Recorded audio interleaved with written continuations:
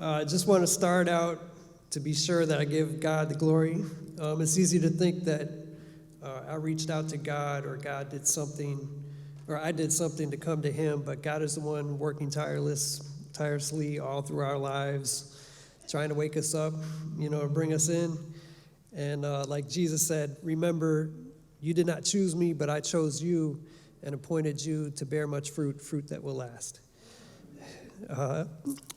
God sets forth the exact times and places for us to live so we may reach out to him, though he's not far from each one of us. I grew up in Chicago, Roman Catholic by birth only, because we never went to church and didn't have a Bible in the house. But it sounded cool, and I took great pride in and felt privileged by God to have that title. I had a good reputation growing up and didn't get into much trouble. I honestly thought I was one of the best people on earth and that I was God's favorite person in the world, or at least in the top 3. I love sports, and that was pretty much my life. I moved to Los Angeles at age 19 with the financial backing of my parents to attend Pasadena City College. That's when you know your parents have money, when they send you out to a junior college. So I was a little privileged, okay.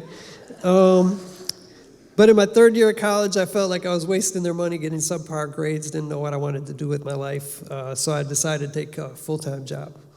One day, one of my workers invited me to a party because her son was getting out of jail. So I went. He was trying to change his life, and he kept wanting to hang out with me, but he was always inviting me to clubs and bars. So I was like, no thanks. And I don't really want to be an accomplice to the next thing that you do. So one day he invited me to go play video games at Santa Monica Pier. So I said, sure, okay. And the plot's going to thicken from here, so we'll call her son Kevin from here on out. Kevin hadn't seen his sister since he got out because he didn't have a car, and LA is very spread out. So the first thing we did was we went to go see his sister so they could get caught up. And they were talking in her room for like an hour and a half. I'm watching TV, like Family Feud. Before Steve Harvey, wasn't really good stuff. It was kind of hard to get through that. And then her neighbor came over, and we'll call him Bob to protect the guilty. I tried having a conversation with Bob, but he said nothing. He wouldn't talk. Finally, when Kevin came out from talking to his sister, I invited Bob to go with us to go play video games, to which Kevin said, "Are you sure you want to do that?" An odd thing to say right in front of Bob and all the way to the car, but I kept responding, "It's okay, let him come." So we got to the pier to play video games. It had $7, lasted about 20 minutes. And then once we were broke, we decided, okay, let's go down to Venice Beach. Kevin said, let's go down to Venice Beach. So I said, okay, sounds like a good enough plan. It's just before midnight, so we head down to Venice Beach. Venice Beach has a section of rocks that go out to the ocean, like a lot of rocks. And Kevin was walking ahead, and then Bob's walking next to me. And Bob says, hey, look over there, how the water hits the shore. And I'm thinking, that's an odd thing for a guy to say to another guy in the 80s, But since he finally spoke, I obliged. I looked over, and then he grabbed me from behind, and he stabbed me in the arm, and then he stabbed me in the chest, and he nicked me under my eye. I hadn't been in a fight since 3rd grade when I got pummeled by Sean Davis, and Bob was bigger than me, so I just dropped to the ground, called out to Kevin. Bob grabbed me by the neck, and so I reached up and grabbed him by the neck and didn't know really what to do. And when I did that, he reached over the top of me with the knife and stabbed me in the back of the head. So in the meantime, Kevin arrived and started talking Bob out of finishing me off. And he told him, you can't kill him, he's my mom's friend. And he was pleading with Bob not to kill me, and Bob was pleading with him to let him finish me. While that was going on, I figured I had about 2 to 3 minutes to live. My jacket and pants were soaked with blood, so I prayed to God.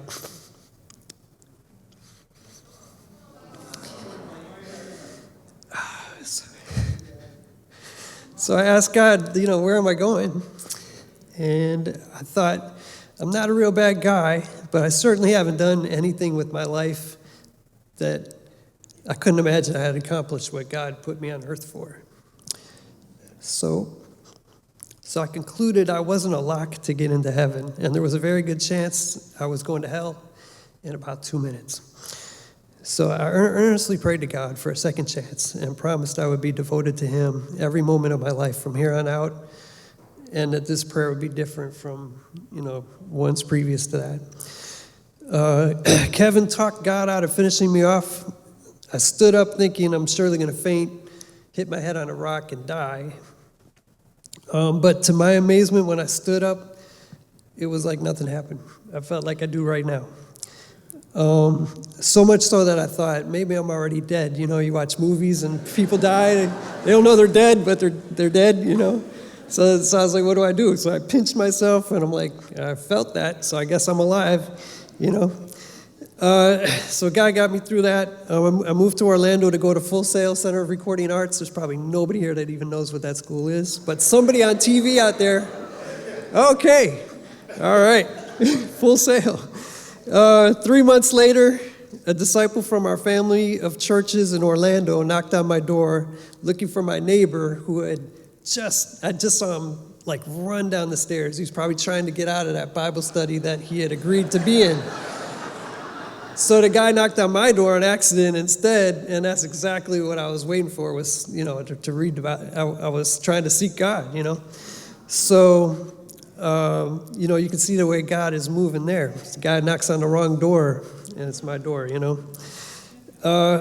So I found that in God's kingdom, there were many people way more loving than me, more faithful than me, more humble than me, and the list goes on.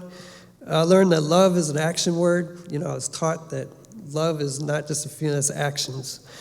And God gave me the greatest purpose man can have to help people to go to heaven while living life to the full on earth. So I leave you with this scripture. For we are God's handiwork created in Jesus Christ to do good works, which God prepared in advance for us to do. That's Ephesians chapter 2, verse 10. Thank you.